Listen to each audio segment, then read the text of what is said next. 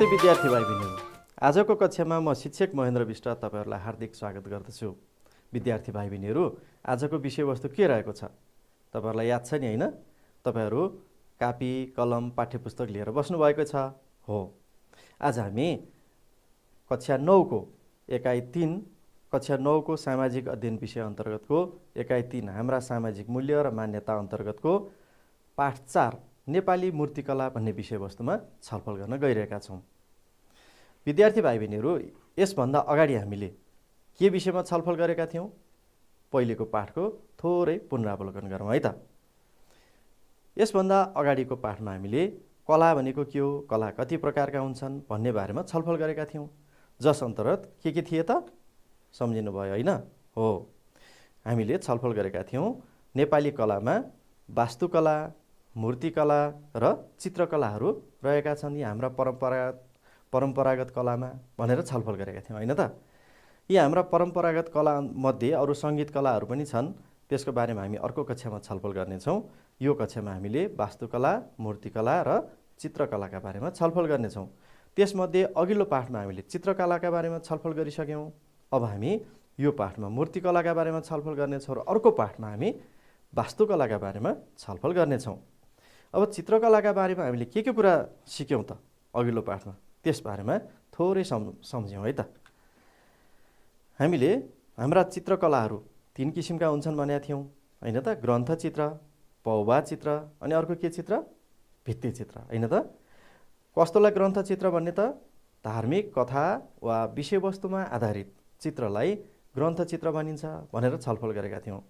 अर्थात् ग्रन्थमा, पुस्तकमा केही लेखिएको हुन्छ, श्लोकहरू लेखिएको हुन्छ, कथाहरू लेखिएको हुन्छ हैन? यहाँ हेर्नुस् त, यहाँ कथाहरू लेखिएको छ अनि त्यसमा त्यो कथासँग सम्बन्धित चित्र पनि सँगै राखिएको हुन्छ। त्यस्तोलाई हामी ग्रन्थ चित्र भनेर भन्छौं। त्यस्तै अर्को चित्र रहेको छ पौभा चित्र। पौभा चित्र भनेको कपडामा बनाइने चित्र हैन?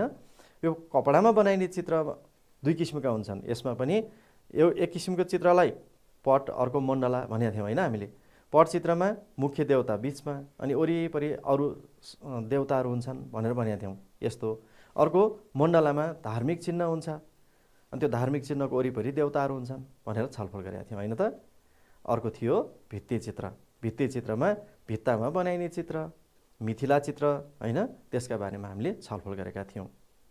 विद्यार्थी भाइ बहिनीहरू, तपाईहरुले पक्कै पनि यो अघिल्लो कक्षामा राम्रोसँग बुझ्नु भएको थियो, अहिले पनि सम्झिनु भयो। अब हामी आजको कक्षामा मूर्तिकलाको बारेमा छलफल गर्न गइरहेका छौं। तपाई हामीले मूर्ति त देखेका छौं नि हैन? हो, मूर्ति विभिन्न ठाउँमा तपाईले देवताको मन्दिरमा होला अथवा कतै सार्वजनिक स्थानमा होला मूर्ति देख्नु भएको छ। हेर्नुस् त, यहाँ चित्रमा देख्न सक्नुहुन्छ एउटा राम्रो धातुको मूर्ति छ हैन? सरस्वती माताको मूर्ति छ, वीणा लिएको। त्यसैगरी एकजना कलाकार के गर्दै हुनुहुन्छ? मूर्ति कुद्दै हुनुहुन्छ हैन त?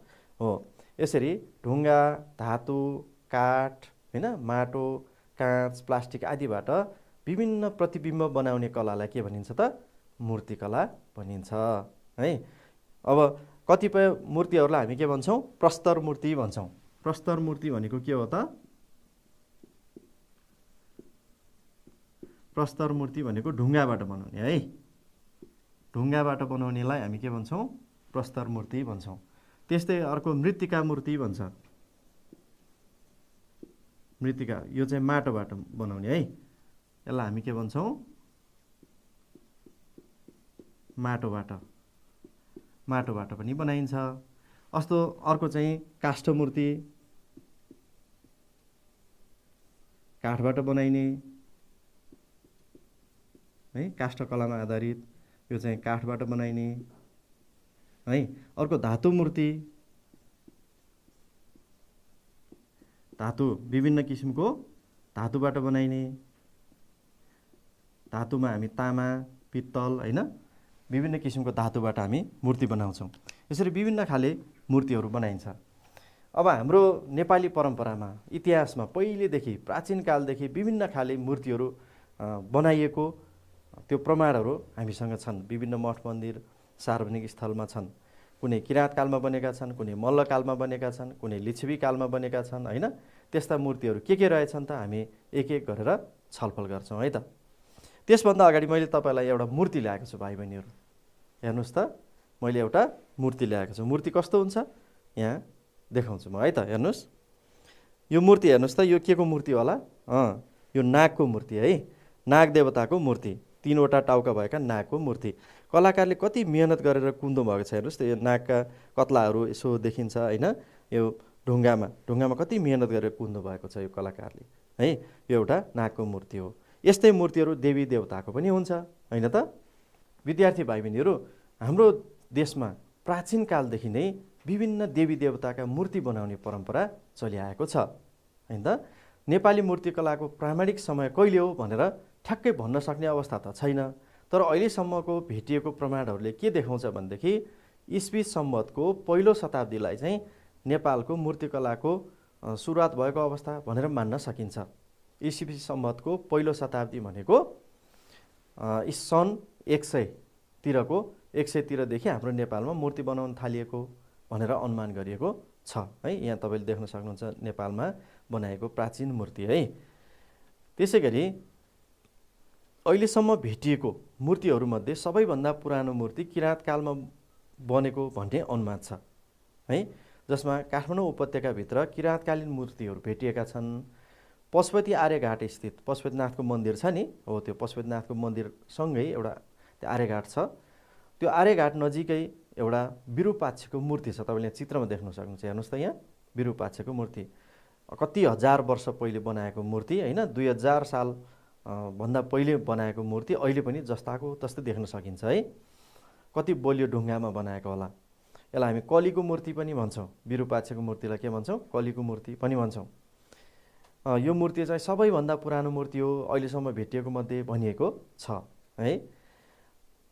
त्यसै गरी विद्यार्थी भाइ बहिनीहरू, किराँतकालीन मूर्तिकला अन्तर्गत चाहिँ अर्को मूर्ति रहेको छ हाँडी गाउँमा रहेको सत्यनारायणको मूर्ति। त्यसको चाहिँ हामीसँग फोटो उपलब्ध भएन। यो सत्यनारायणको मन्दिर भयो, यहाँ अलि देखिँदैन है।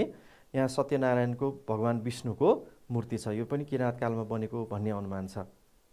त्यसै गरी लिच्छवी कालभन्दा पहिलाको मूर्तिहरूमा चाहिँ के विशेषता थियो त भन्दाखेरि चाहिँ त्यहाँ ती मूर्तिहरूमा हेर्नुहोस् त, हेर्दैखेरि बलियो शरीर देखिने। हेर्नुहोस् त, यो यस्तो बलिष्ठ पाखुराहरू ठुल्ठुला भएको है, बलियो शरीर देखिने, पुष्ट शरीर देखिने। अनि मङ्गोलियन अनुहार भनेको अहिलेको हाम्रो यहाँ हेर्दाखेरि चाहिँ तामाङ, राई, लिम्बू, गुरुङ जस्तो अनुहार त्यस्तो खालको देखिने मङ्गोलियन अनुहार भएको मूर्तिहरू त्यहाँ त्यो बेला बनेको रहेछ भन्न सकिन्छ। अब किराँत काल भनेको पनि राई लिम्बूलाई किराँत भनिन्छ नि त है। त्यही राई लिम्बू जातिकै शासन भएको अवस्था हो किराँतकाल भनेको, सायद त्यसैको प्रभाव परेको हुनसक्छ। त्यस्तै गरी विद्यार्थी भाइ बहिनीहरू, अब हामी लिच्छवीकालीन मूर्तिकला कस्तो थियो त्यसबारेमा छलफल गरौँ है त। लिच्छवीकालीन मूर्तिकला त्यो बेलाको मूर्तिकलाको हिसाबले एकदमै उत्कृष्ट मूर्तिहरू थियो भन्न सकिन्छ। लिच्छवीकालीन मूर्तिहरू चाहिँ एकदम राम्रा, चिल्ला, राम्रोसँग कुदिएको, स्पष्ट देखिने त्यस्ता मूर्तिहरू थिए। तपाईँले यहाँ चित्रमा हेर्न सक्नुहुन्छ। हेर्नु त यहाँ यो विश्वरूपको मूर्ति हो, भगवान् विष्णुको है। यो भगवान् विष्णुको मूर्ति हो। यसमा एकदम चिल्लो ढुङ्गाको प्रयोग गरिएको छ, राम्रोसँग कुदिएको छ है। त्यस्तै गरी लिच्छवीकालमा यो धातुको मूर्ति बनाउने पनि चलन थियो है। भगवान् बुद्धको मूर्ति यो लिच्छवीकालीन मूर्ति हो। त्यस्तै गरी लिच्छवीकालमा बनाएका अरू मूर्तिहरूको उदाहरण हेर्दाखेरि चाहिँ यो चाँगुनारायण मन्दिर, तपाईँहरू जो काठमाडौँ उपत्यकामा हुनुहुन्छ उहाँले देख्नु भएको छ। काठमाडौँभन्दा उपत्यकाभन्दा बाहिरका भाइ बहिनीहरूले पनि चाँगुनारायणको मन्दिर देख्नु भएको छैन भने यो मैले यहाँ फोटो राखेको छु। यो चाँगुनारायणको मन्दिर वरिपरि यो लिच्छवी राजा मानदेवले बनाउन लगाएको नि होइन। त्यसैले यसको वरिपरि लिच्छवी राजा मानदेव अनि त्यसभन्दा पछाडिका लिच्छवी राजाहरूले बनाएका विभिन्न मूर्तिहरू यहाँ वरिपरि रहेको छ। कोही पेटीमा छन्, कोही यतापट्टि अरू छुट्टै राखिएका छन्। त्यो मध्येको एउटा मूर्ति गरुडमाथि चढेका भगवान् विष्णुको मूर्ति पनि लिच्छवीकालमै बनेको मूर्ति हो, जुन अहिलेसम्म हेर्नुहोस् त जस्ताको त्यस्तै छ है। कति बलियो रहेछ है, अनि कति राम्रो छ। त्यो बेलाका आजभन्दा लगभग 2000 वर्ष पहिलेका मानिसहरूले कुदेका मूर्ति हेर्नुहोस् त कति राम्रो छ। त्यो बेला कति सिपालु कलाकारहरू रहेछन्। त्यसै गरी विद्यार्थी भाइ बहिनीहरू, हामीले लिच्छवीकालीन मूर्तिहरूको अरू उदाहरणहरू हेर्नुपर्दा एउटा रहेको छ पलाञ्चोक भगवतीको मूर्ति। काभ्रे पलाञ्चोक जिल्लामा रहेको पलाञ्चोक भगवतीको मूर्ति टाउको अलिकति यसो ढल्केको देखिन्छ, कति धेरै हातहरू भएको हेर्नुहोस् त, धेरै हात भएको पलाञ्चोक भगवतीको मूर्ति। त्यस्तै अर्को उत्कृष्ट मूर्ति हो बुढा नीलकण्ठको मूर्ति। हेर्नुहोस् त, यहाँ तपाईँ काठमाडौँको उत्तरतिर शिवपुरी डाँडाको फेदीमा बुढा नीलकण्ठ भन्ने ठाउँ छ, हो त्यहाँ यो बुढा नीलकण्ठ नारायणको मूर्ति देख्न सक्नुहुन्छ। सुतेको ठुलो मूर्ति होइन, अहिलेसम्म नेपालमा भेटिएका प्राचीन मूर्तिहरूमध्ये सबैभन्दा ठुलो मूर्तिको रूपमा यसलाई लिने गरिन्छ। नारायणको यो शेष नागमाथि सुतेको अवस्थाको होइन, उत्तानो परेर सुतेको अवस्थाको मूर्ति रहेको छ। त्यसै गरी विद्यार्थी भाइ बहिनीहरू, लिच्छवीकालीन मूर्तिहरू, कतिपय मूर्तिहरू विभिन्न मठ मन्दिरहरूमा छन् भने कतिपय मूर्तिहरू हाम्रो राष्ट्रिय सङ्ग्रहालयमा पनि सङ्ग्रह गरेर राखिएको छ है। राष्ट्रिय सङ्ग्रहालयमा रहेको यो उमामहेश्वरको मूर्ति हेर्नुहोस् त, यो पनि लिच्छवीकालीन मूर्ति भनेर भनिन्छ। त्यस्तै यो धुमबाराई मन्दिर भन्ने छ काठमाडौँमा, त्यहाँ रहेको धुमबाराईको, बाराई भनेको यो बराहको अवतार होइन, यो बँदेलको जस्तो अनुहार भएको है, धुमबाराईको मूर्ति पनि लिच्छवीकालमा बनेको उत्कृष्ट मूर्ति अहिलेसम्म जस्ताको तस्तै रहेको छ है। लिच्छवीकालीन मूर्तिहरूमध्ये अर्को मूर्ति रहेको छ यो फर्पिङको दक्षिणकाली मूर्ति, यहाँ तपाईँले देख्नुहुन्छ है। त्यस्तै गरी अर्को देवपाटनमा रहेको देवीका मूर्तिहरू यहाँ देख्न सक्नुहुन्छ है। यी पनि लिच्छवीकालीन उत्कृष्ट मूर्तिकलाका नमुनाका रूपमा रहेका छन्। यस्ता मूर्तिहरू तपाईँहरूको आफ्नो घर छेउमा रहेका मठ मन्दिर सार्वजनिक स्थलमा पनि हुन सक्छन् है। त्यसको पनि खोजी गर्नु होला है त भाइ बहिनीहरू, आफ्नो अभिभावकसँग सोधेर। अब लिच्छवीकालीन मूर्तिहरूको विशेषता के छ त होइन, लिच्छवीकालीन मूर्ति भने कसरी चिन्ने त भनेर त्यसका के विशेषताहरू छन् हेर्नुहोस्। सामान्यतया लिच्छवीकालीन मूर्तिहरू ढुङ्गाबाट बनेका धेरै पाइएका छन् है। अनि आकर्षक मुखाकृति हुनु भनेको अनुहार चाहिँ एकदम राम्रो सुन्दर चिल्लो परेको अनुहार हुनु। अनि नारी मूर्तिहरूमा चाहिँ के हुने, लचकताको गुण भनेको अलि लज्जालु पनि देखिने। अनि आङ्गिक अनुपातको मेल हुनु भनेको विभिन्न हात खुट्टा शरीरको अङ्गहरूको चाहिँ ठ्याक्क अनुपात मिलेको भनेको तल खुट्टादेखि टाउकासम्म ठ्याक्क मिलेको, कहीँ भ्यात्त ठुलो भएको कहीँ सानो भएको नभएको मिलेको शरीर भएको मूर्तिहरू देखिनु। र ढुङ्गे मूर्तिकलाको इतिहासमा लिच्छवीकाललाई के पनि भनिन्छ त, यिनी राम्रा राम्रा मूर्ति बनेका हुनाले यसलाई स्वर्णयुग पनि भनेर गरिन्छ। मूर्तिकलाको हिसाबले राम्रा राम्रा मूर्तिहरू बनेको हुनाले स्वर्णयुग पनि भन्ने गरिन्छ अरे है त भाइ बहिनीहरू। ल विद्यार्थी भाइ बहिनीहरू, अहिले हामीले किराँतकालीन मूर्ति र लिच्छवीकालीन मूर्तिहरूको बारेमा छलफल गऱ्यौँ। अब यी मूर्तिहरूको बारेमा जुन छलफल गऱ्यौँ हामीले, त्यसमा तपाईँले कति सिक्नु भएछ, के जान्नुभएछ, एकचोटि चेक गरौँ, हाजिरी जवाफ खेलौँ है त। ल यहाँ प्रश्न रहेको छ, नेपाली मूर्तिकलाको सुरुवात कहिले भएको थियो? कहिले भएको थियो सम्झिनुहोस् त। सम्झिनु भयो होइन त। ईसापूर्व पहिलो शताब्दी हो, ईसाको दोस्रो शताब्दी हो कि ईसाको पहिलो शताब्दी हो? सम्झिनु भयो हो। हेरौँ है त तपाईँले मिलाउनु भयो कि मिलाउनु भएन। ईसाको पहिलो शताब्दी रहेछ होइन त। ईसाको पहिलो शताब्दीमा नेपाली मूर्तिकलाको सुरुवात भएको मानिएको छ अहिलेसम्मको प्रमाणले। त्यसै गरी विद्यार्थी भाइ बहिनी, अर्को प्रश्न रहेको छ, किराँतकालीन मूर्तिको विशेषताहरू कुन होइन? पुष्ट शरीर, चुच्चो नाक अथवा मङ्गोलियन अनुहार, कुन चाहिँ होइन? हेरौँ है त। मिलाउनु भयो? ल मिलाउने भाइ बहिनीहरूलाई ताली। चुच्चो नाक हुँदैन थियो, अलि मङ्गोलियन अनुहार हुनेछ, अलि थेप्चो नाक हुन्थ्यो। चुच्चो नाक भएको चाहिँ लिच्छवीकालीन मूर्तिहरूमा बढी देखिन्छ है। त्यसै गरी बुढा नीलकण्ठको मूर्ति कुन समयमा बनेको थियो त? मल्लकालमा, लिच्छवीकालमा या किराँतकालमा? सम्झिनु भयो? ल हेरौँ है तपाईँले मिलाउनु भयो कि भएन।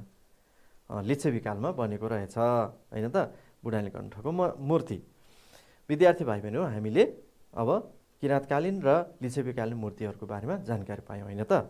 विद्यार्थी भाइ बहिनीहरू, मैले यो मूर्तिहरू कसरी बन्छन् त, लिच्छवीकालमा किराँतकालमा कसरी बने त्यो त अहिले हामी हेर्न सक्दैनौँ। तर अहिले पनि त्यस्तै खालका मूर्तिहरू बनाउने कलाकारहरू हाम्रो देशमा हुनुहुन्छ। तीमध्येको एउटा कलाकारले कसरी मूर्ति बनाउँदै हुन्छ भनेर मैले भिडियो खिचेर ल्याएको छु, एकछिन हेरौँ है त।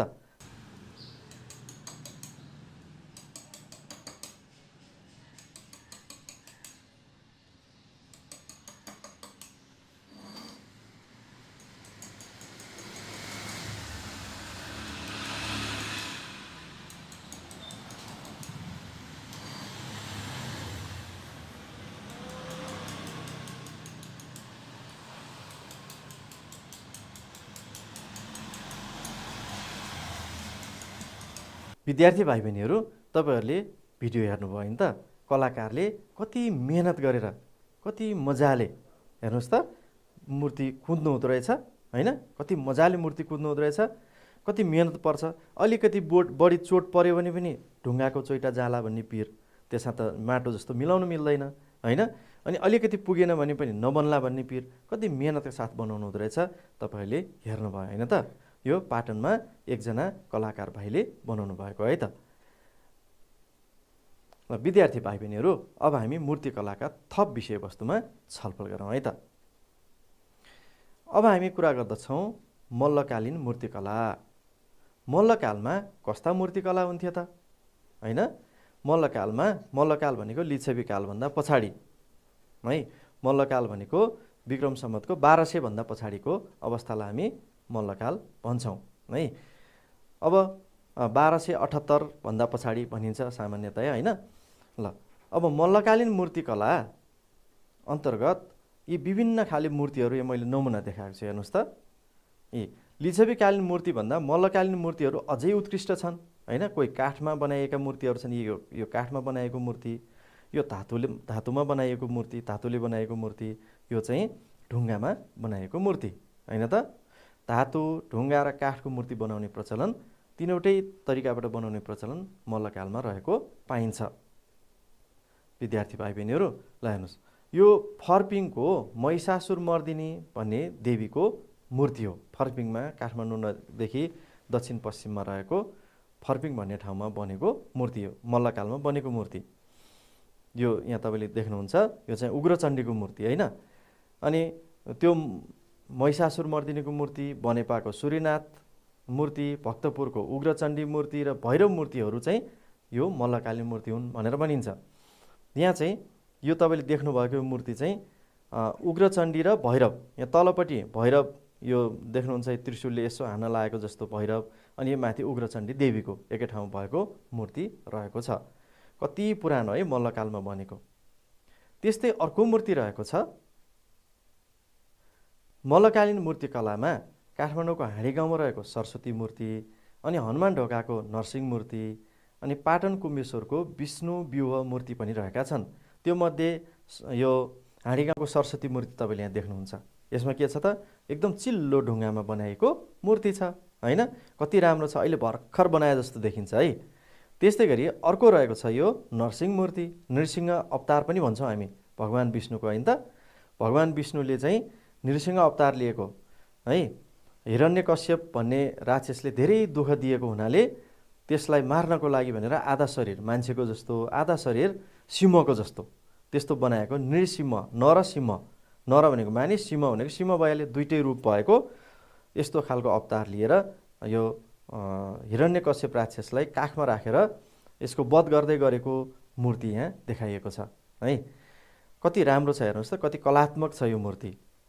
त्यसै गरी विद्यार्थी भाइ बहिनीहरू, मल्लकालीन अर्को मूर्ति रहेको छ राष्ट्रिय सङ्ग्रहालयमा रहेको विष्णुको मूर्ति है।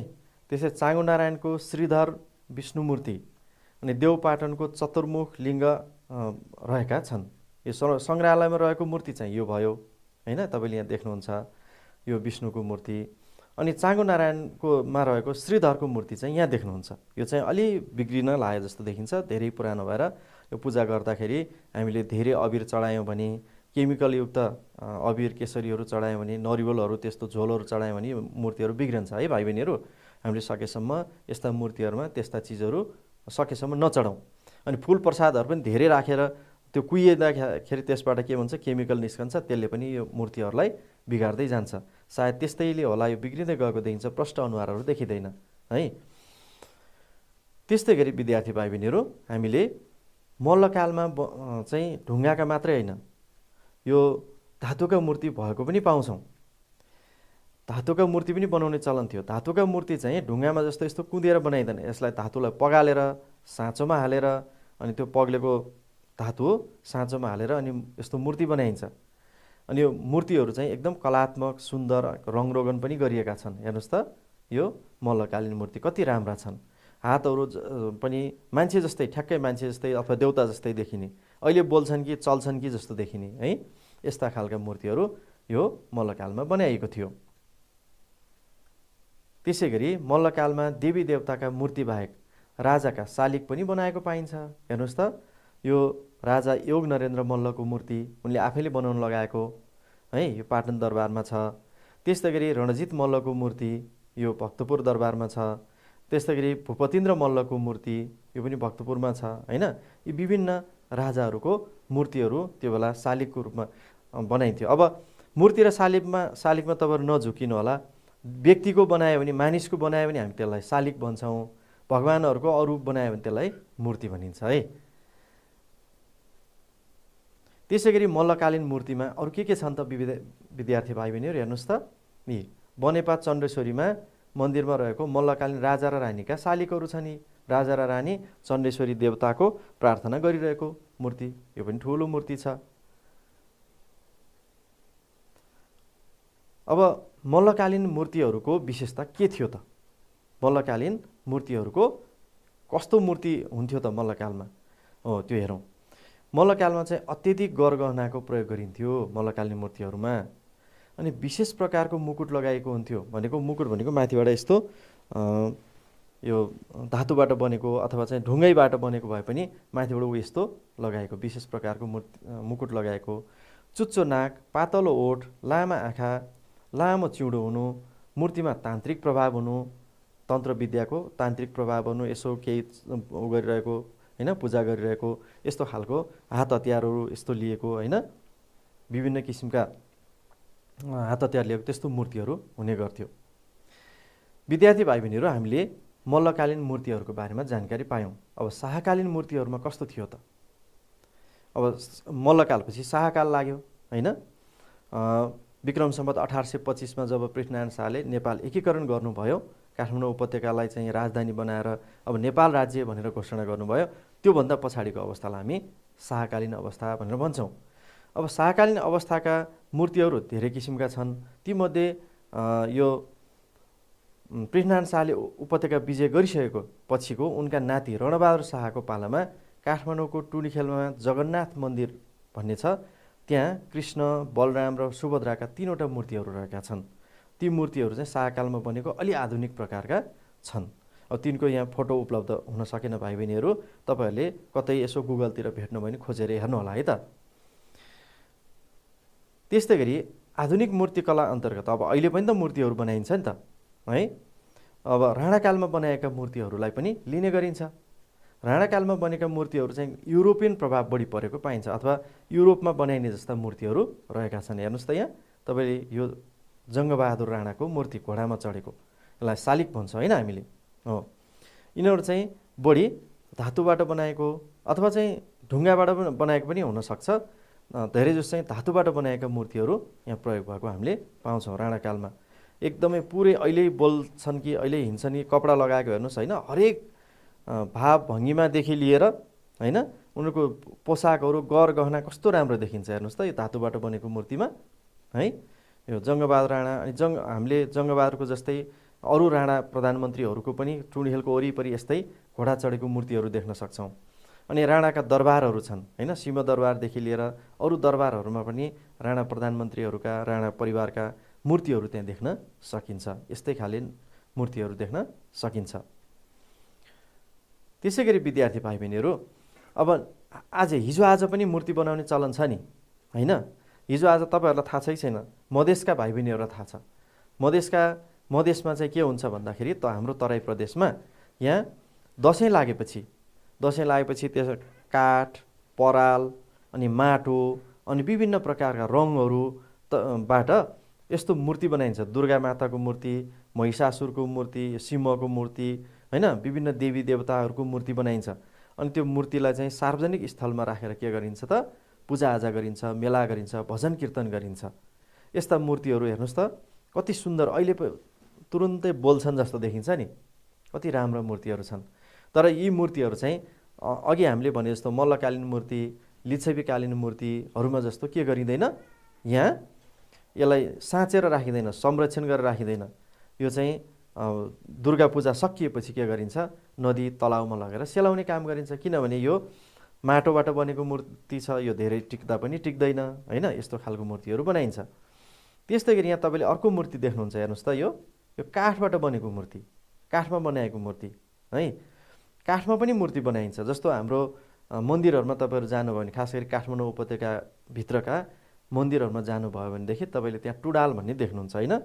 टुँडाल यस्ता हाम्रो प्यागोडा शैलीका मन्दिरहरू छन् होइन, यस्तो मन्दिरहरू छन् हो। यसमा चाहिँ यो छाना अड्याउनको लागि जुन काठ प्रयोग गरिन्छ नि हो, त्यसलाई के भनिन्छ त, टुँडाल भनिन्छ है। यसरी छाना अड्याउनको लागि प्रयोग गरेको काठ हुन्छ, त्यसलाई हामी के भन्छौँ त, टुँडाल भन्छौँ हो। यस्तो टुँडालमा पनि के गरिएको हुन्छ, राम्रा राम्रा मूर्तिहरू, काठमा पनि राम्रा राम्रा मूर्तिहरू कुँदिएको पाइन्छ है टुँडालमा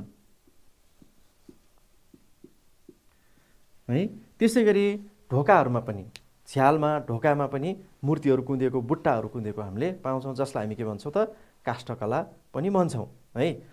अब यसरी आधुनिक मूर्तिकलामा के हुन्छन् त भन्दाखेरि, यो आधुनिक मूर्तिकलालाई संरक्षण गर्नको लागि अहिले के गरिएको छ, के प्रयास गरिएको छ। पुराना मूर्तिकला त हामीले कोही सङ्ग्रहालयमा सुरक्षित राखेका छौँ, कोही मठ मन्दिरमा सुरक्षित राखेका छौँ होइन।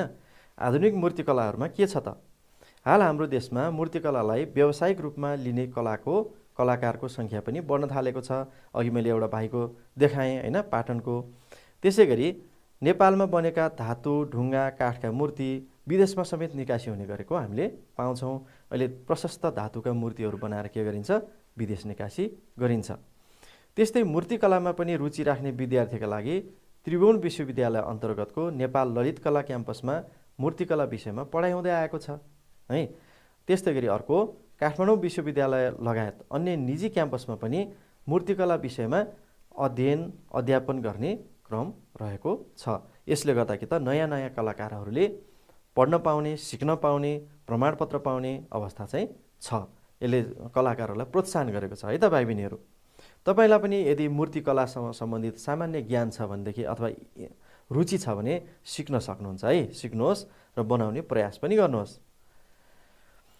त्यसै गरी पुरातत्व विभाग, राष्ट्रिय सङ्ग्रहालय जस्ता निकायहरूले पुराना मूर्तिहरूलाई के गरेका छन्, संरक्षण गरिरहेका छन्।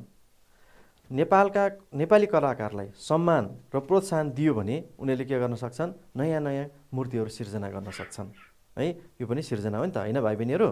ल त्यसै गरी विदेशी पर्यटकहरूलाई हामीले आकर्षित गर्न सक्यौँ भने पनि के हुन्छ त, हाम्रो मूर्तिकलाको संरक्षण हुन्छ। साथै मूर्तिको व्यापार प्रवर्धन गर्न सक्यो भने पनि एकातर्फ आम्दानी हुन्छ, अर्कोतर्फ हाम्रो कला, हाम्रो संस्कृति, हाम्रो परम्परा, रीतिरिवाज मूर्तिकलाका माध्यमबाट त्यसको संरक्षण र विकास पनि हुन्छ, प्रचार प्रसार पनि हुन्छ। देश विदेशमा नेपाली संस्कृति यस्तो रहेछ भने त्यो मूर्ति मार्फत प्रचार हुन्छ है भाइ बहिनीहरू। त्यसैले पनि हामीले के गर्नुपर्छ, हाम्रा मूर्तिकलाको संरक्षण गर्नुपर्छ। अब यसको लागि के गर्नु पर्यो, हामीले पनि सिक्नु पर्यो, अनि सम्बन्धित निकायले पनि सिकाउनु पर्यो। सिकाउने निकाय त अघि मैले भने विश्वविद्यालयहरू छन्, क्याम्पसहरू छन्, विभिन्न संस्थाहरू छन्, हामीले पनि रुचि राख्नु पर्यो है त भाइ बहिनीहरू। अब तपाईँहरूले मूर्तिकलाको बारेमा त जानकारी पाउनुभयो। अब तपाईँहरूको वरिपरि मूर्तिकलाका त्यस्ता मूर्तिहरू छन् कि छैनन् त? छन् होला है, पक्कै पनि छन्। यहाँ एकजना बहिनी अनुश्रिया विष्ट छन्। अनुश्रियाले आफ्नो वरिपरि भएको मूर्तिको एउटा अध्ययन गरेकी छन्। उनले के अध्ययन गरेकी रहेछन् त्यसबारेमा हेरौँ है त। उनले विद्यालयमा उनको शिक्षकले दिएको परियोजना कार्य यहाँ प्रस्तुत गरेकी छन्। परियोजना कार्यमा आधारित विवरण छ। मेरो समुदायको मूर्तिकलाको अध्ययन भन्ने उनको शीर्षक छ। ल मूर्तिको नाम के रहेछ, विन्ध्यवासिनी देवी। विन्ध्यवासिनी देवीको मूर्तिको अध्ययन गरेकी रहेछन्। अनि मूर्ति निर्माण भएको मिति कहिले रहेछ, विक्रम सम्वत 2052 साल रहेछ। यो मूर्ति कहाँ रहेछ त? मूर्ति रहेको स्थान गोदावरी नगरपालिका वार्ड नम्बर 9 छम्पी विष्ट गाउँ भन्ने ठाउँमा रहेछ है। विन्ध्यवासिनी मन्दिर रहेछ त्यहाँ। त्यो मन्दिरमा विन्ध्यवासिनी माताको यस्तो मूर्ति रहेछ है। अनि विद्यार्थी भाइ बहिनीहरू, यसको महत्त्व के रहेछ, उनले त्यसको महत्त्वको बारेमा लेखेकी छन्। धार्मिक तथा सांस्कृतिक महत्त्व भनेको मानिसहरू यहाँ आएर दैनिक रूपमा पूजा अर्चना गर्ने, अनि विभिन्न मेला पर्वहरू, शिवरात्रि, दसैँ लगायत विभिन्न मेला पर्वमा त्यहाँ मानिसहरू धेरै जम्मा भएर पूजाआजा गर्ने, अनि साथै त्यहाँ विष्ट परिवारको देवली पनि हुने रहेछ है। त्यहाँ मङ्सिरको पूर्णिमाको दिनमा देउली हुने रहेछ भन्ने कुरा उनले पत्ता लगाइन्। त्यो कुरा त्यहाँका स्थानीय व्यक्तिसँग छलफल गरेर उनले त्यो जानकारी पाइन्। त्यसै गरी विद्यार्थी भाइ बहिनीहरू, त्यहाँको वर्तमान अवस्था कस्तो छ त भन्दा त्यहाँ चाहिँ संरक्षण गरिराखेको छ, वरिपरि पर्खाल लगाइएको छ, अनि सरसफाइ नियमित रूपमा हुन्छ भनेर उनले पत्ता लगाइन्। अब अनुश्रियाले पत्ता लगाएको कुरा अरू थप कुरा के रहेछ त त्यो हेरौँ है त। जस्तै त्यहाँ त्यो मूर्तिलाई संरक्षण गर्न के गरिएको रहेछ त। त्यो मूर्तिलाई संरक्षण गर्नको लागि अवलम्बन गरिएका उपायहरू हेर्नुहोस् त। पहिलो, नियमित सरसफाइको व्यवस्था छ। त्यहाँ सरसफाइ भइरहँदो रहेछ, जसले गर्दा त्यहाँका मूर्तिहरूमा फुल प्रसादहरू कुहिएर जुन केमिकल रियाक्सन हुन्छ त्यो हुन पाउँदैन।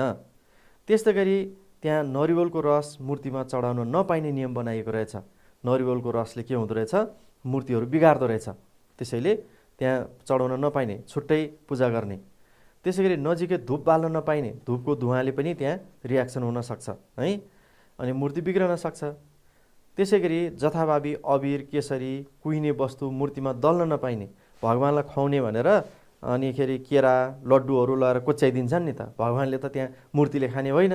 त्यसैले त्यसले के गर्छ, मूर्ति मात्रै बिगार्छ। त्यसैले कतिपय हाम्रा काठमाडौँ उपत्यकाका मूर्तिहरूको अनुहारै बिग्रेको पाइन्छ। हात खुट्टा जस्ताको तस्तै छ, अनुहार चाहिँ बिग्रेको पाइन्छ होइन। त्यो के कारण हो त भन्दा यिनै कारणले गर्दा, जथाभावी केमिकल भएका अबिर केसरीहरू दल्नाले, अनि त्यहाँ मूर्तिमा फुल प्रसादहरू जथाभावी दल्दिनाले त्यसले कुहिएर होइन, त्यसले सडेर त्यसलाई असर गर्छ। त्यसै गरी अब त्यहाँ के सुझाव दिनुपर्छ, के सुधारको लागि के गर्नुपर्छ त भन्दाखेरि अनुश्रियाले सोचेको सुझाव, त्यहाँ खुल्ला ठाउँमा रहेछ यो मूर्ति, पानी पनि त्यहीँ पर्दो रहेछ, छाना रहन्छ। त्यसैले यो मूर्तिलाई चाहिँ के गर्नुपर्छ, छाना लगाइदिनुपर्छ यो मूर्ति भएको मन्दिरलाई भनेर उनले सुझाव दिएकी छिन्। विद्यार्थी भाइ बहिनीहरू, तपाईँहरू पनि आफ्नो नजिक रहेको, आफ्नो समुदायमा रहेको कुनै मूर्ति होला होइन, आज हामी मूर्तिकलाको बारेमा छलफल गर्दैछौँ नि त, कुनै मूर्ति होला हो, त्यो मूर्तिको अवलोकन गर्नुहोस् र त्यो मूर्तिको अवलोकन गरेर त्यसको अवस्था के रहेछ, अनुश्रियाले जस्तै तपाईँले पनि त्यसको यसै गरी प्रतिवेदन तयार गर्नुहोस् है त।